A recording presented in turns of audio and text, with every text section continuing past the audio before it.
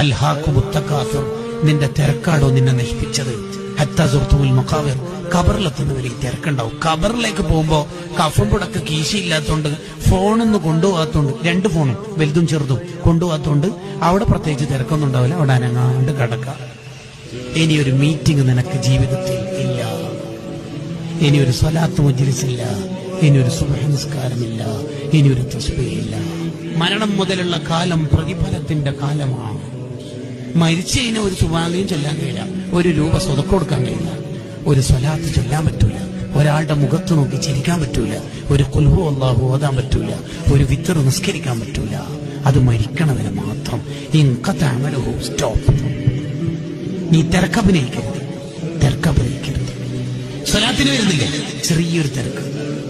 മീറ്റിങ്ങിന് വരുന്നില്ലേ, ഇന്ന് കുറച്ച് ഷോപ്പിൽ തിരക്കുണ്ട്.